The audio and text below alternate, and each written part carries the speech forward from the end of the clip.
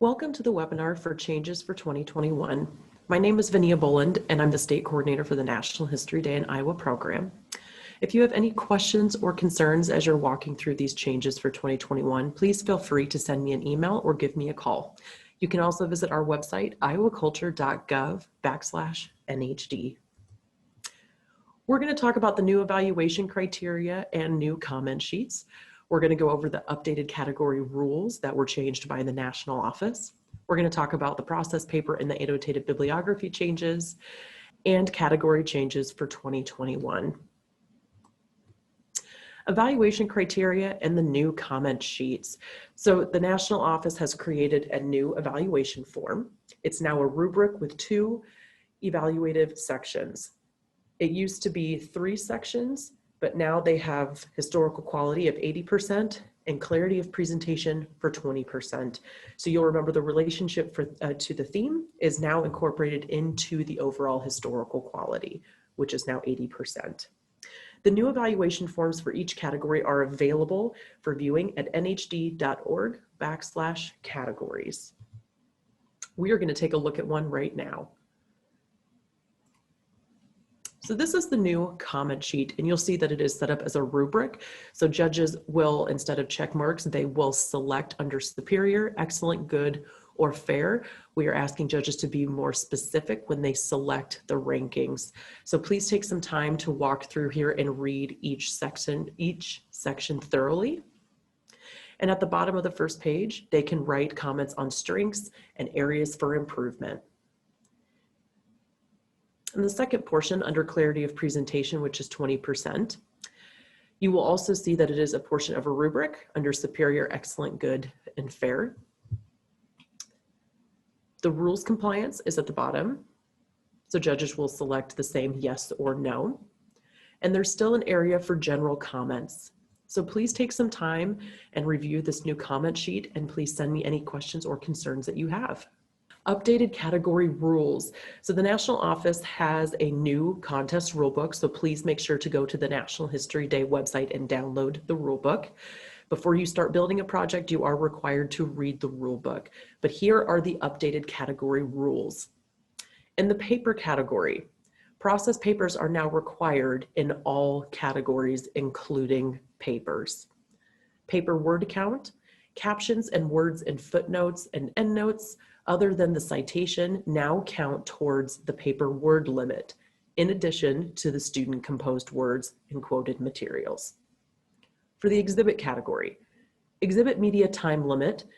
If used, media devices or electronics in an exhibit must not run for more than a total of 2 minutes and must not loop. So for those of you who have built an exhibit and used a laptop or an iPad or some kind of media device to show speeches or run music, just remember that it must not run more than a total of 2 minutes and it cannot loop.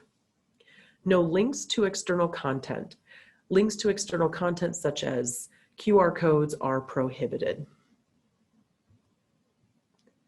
Website category. For those of you who are building a website, please remember that the website platform has changed. So it's now NHD Web Central TM.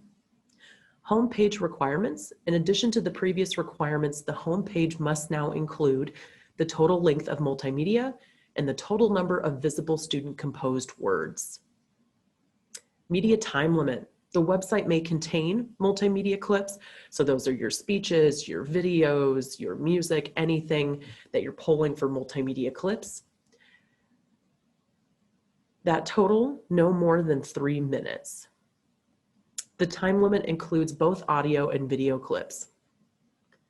Avoid external hyperlinks. No links to external content. Must remove the hyperlink from all URLs listed in on-screen source credits. The only external links allowed are those that direct the viewer to an internet site where they can download a free, secure, and legal download of software needed to be viewed for the site. So that's Flash, QuickTime, and RealPlayer.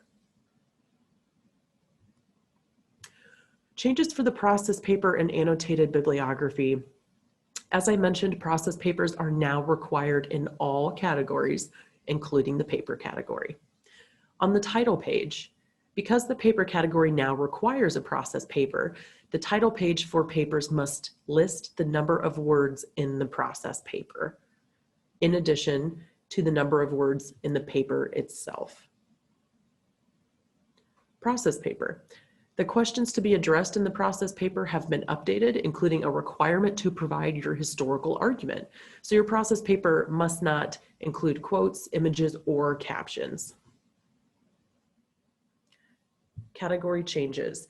Due to COVID, we have a couple requirements for each category to prepare while you're building your project so that you can prepare for a virtual or an in-person contest. And as a reminder, we are going to be announcing if we're going virtual or in-person on Friday, January 8th.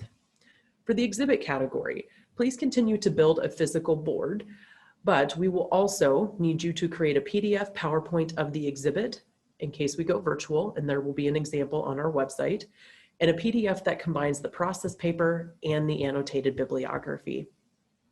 Documentary must be published as unlisted through YouTube, and the link is submitted through registration. So students will not be bringing a USB to contest. You're welcome to do that as a backup, but we will be asking all documentary students to publish their documentary as unlisted through YouTube, and they're going to submit the link through contest registration. We will also need a PDF of the process paper and the annotated bibliography. In the paper category, so once again, process papers are now required in the paper category. Students must save their papers as a PDF and email it to the district coordinator. We will not be mailing in physical papers this year. Performance. Projects must fill out a performance script and submit a recording of the performance. PDF of the performance script, process paper, and the annotated bibliography will need to be submitted. Students will perform the performance if the contest is in person. Website. As a reminder, the website platform has changed, NHD Web Central TM. Nothing really changes for the website. We still need students to submit the URL at registration, and on that website will be a PDF of both the process paper and the annotated bibliography.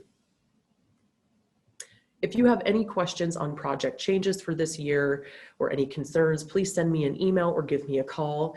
All of this information will be on iowaculture.gov/NHD with specific instructions on how to create your project and how to submit it for contest. And as a reminder, we will be announcing if we are going virtual or in person on Friday, January 8th.